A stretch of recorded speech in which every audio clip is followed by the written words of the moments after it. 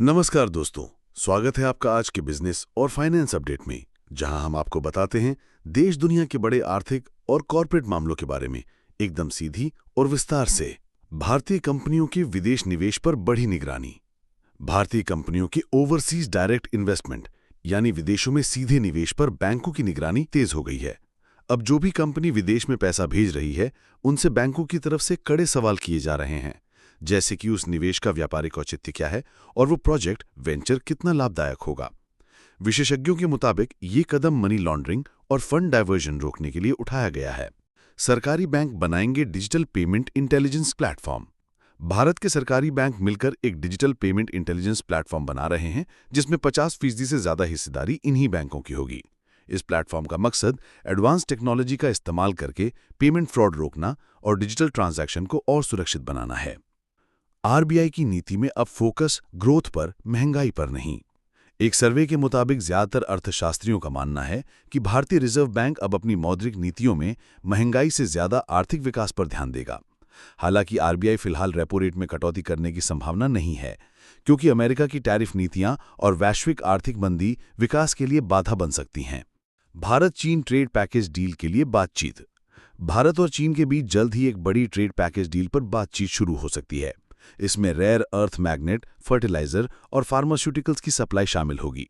फिलहाल Bharat 870 ton rare earth magnet, 80% fertiliser और 63 से 70% फार्मा कच्चा माल चीन से आयात करता है। विशेषज्ञों के अनुसार अगर ये डील एससीओ समिट से पहले या उसके दौरान होती है तो भारतीय इंडस्ट्री को बड़ी राहत मिल सकती है, खासकर फार्मा और मैन्युफैक्चरिंग सेक्टर में। विप्रो और वॉरबर्ग पिनकिस की Harman India deal. Global private equity firm Warburg Pincus और भारतीय आईटी दिग्गज विप्रो हरमन इंडिया के डिजिटल ट्रांसफॉर्मेशन बिजनेस को खरीदने की तैयारी में है। इस डील का वैल्यूएशन लगभग $500 मिलियन यानी करीब 4,375 करोड़ रुपए हो सकता है। हरमन, जो JBL, AKG और हरमन कार्डन जैसे ऑडियो ब्रांड के लिए मशहूर है, भारत में 2008 से काम कर रही है और इसके पास 9,000 से ज्यादा कर्मचारी हैं।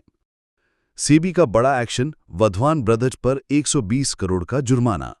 सेबी ने DHFL के पूर्व चेयरमैन कपिल वधवान, उनके भाई धीरज वधवान और 4 अन्य लोगों पर 5 साल के लिए सिक्योरिटी मार्केट में काम करने पर रोक लगा दी है और कुल 120 करोड़ का जुर्माना लगाया है। जांच में पता चला कि वधवान ब्रदर्स ने FY07 से FY19 तक 87 कंपनियों को फंड डाइवर्ट किया और उन्हें होम लोन के रूप में गलत तरीके से दर्ज किया।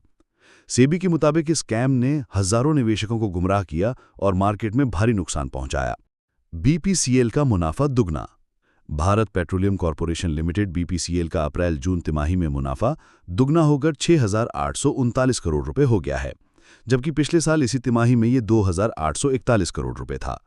मुनाफे में बढ़ोतरी का कारण है इंटरनेशनल मार्केट में पेट्रोल डीजल की कीमतों में उतार चढ़ाव और घरेलू रिटेल प्राइस का स्थिर रहना। ONGC का मुनाफा घटा। ONGC का तिमाही मुनाफा 10% गिरकर 8,024 करोड़ रुपए रह गया है। कंपनी की कमाई में गिरावट का मुख्य कारण है वैश्विक कच्चे तेल की कीमतों में गिरावट और प्राकृतिक गैस के दाम में उतार चढ़ाव।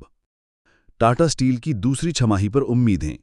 टाटा स्टील को उम्मीद है कि मानसून और फेस्टिवल सीजन में मांग बढ़ने से दूसरी छमाही में बिक्री सुधरेगी। जून तिमाही में कंपनी का मुनाफा दुगना होकर 2,007 करोड़ रुपए हो गया, जबकि पिछले साल ये 919 करोड़ रुपए था।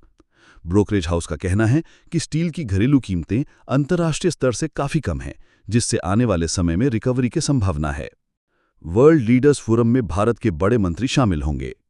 22 अगस्त को होने वाले economic times world leaders forum में रक्षा मंत्री राजनाथ सिंह, सड़क परिवहन मंत्री नितिन गडकरी और वाणिज्य मंत्री पीयूष गोयल हिस्सा लेंगे।